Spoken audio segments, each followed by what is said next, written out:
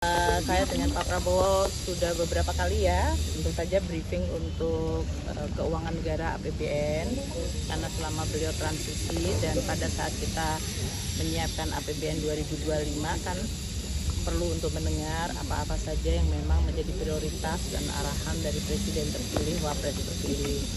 Jadi kami selalu konsultasi, kemudian kita juga berdiskusi mengenai berbagai langkah untuk memperkuat Kementerian Keuangan dan Keuangan Negara untuk bisa mendukung program-program beliau.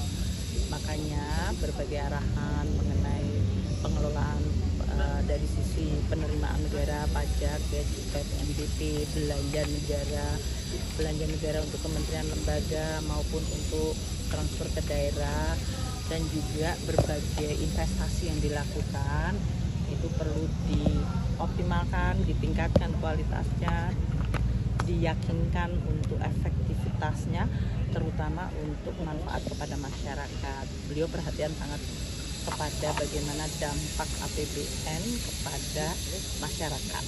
Itu menjadi tekanan beliau. Jadi kita diskusi cukup lama dan panjang ya selama ini dengan beliau, dan oleh karena itu pada saat untuk pembentukan kabinet beliau meminta saya untuk menjadi Menteri Keuangan kembali. Bu, kan penambahan nomenklatur ini tentu bakal merombak APBN juga ya. Itu dibahas juga nggak Bu tadi di dalam? Sebetulnya di dalam APBN itu beberapa antisipasi terhadap program-program dari Presiden, termasuk dari sisi line up kabinetnya. Itu sudah dilakukan. Kita akan membantu semaksimal mungkin untuk kementerian-kementerian yang mengalami perubahan untuk nomenklaturnya maupun dari sisi pembagian tugasnya, supaya mereka tidak membutuhkan waktu yang lama untuk bisa bekerja secara lebih efektif. Gitu ya. Jadi Bu, BPN juga apakah antisipasi. Jadi itu Pak Prabowo bicara tentang Kementerian Keuangan sebagai satu kementerian. Bu, BPN Itu apakah ya. jadi dibentuk? Badan Penerima Negara jadi dibentuk? Pembahasan nggak Bu? Memang banyak yang dititik oleh Pak Prabowo. Bu, kamera Bu, kamera Bu, kamera Bu.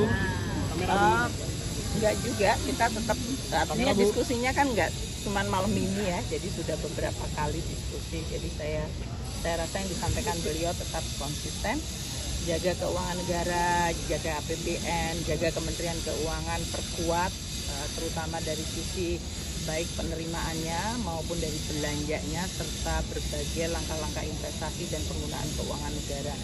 Konsisten beliau selalu mengatakan begitu. Ibu, untuk penyesuaian jika ada kementerian baru untuk sisi penganggaran kira-kira butuh berapa lama Bu? Tadi kan sempat disebutkan. Ya nanti kita akan berhubungan dengan para menteri untuk bisa membantu semaksimal mungkin dari kami, dari anggarannya, dari organisasinya, dari penunjukan pejabatnya, sehingga program-program yang akan dilakukan sehingga bisa jalan secara cepat. Bu, memastikan jadi Ibu kembali Ibu tadi kembali menerima pemisahan Kementerian Penerimaan Negara enggak ada Ibu ya?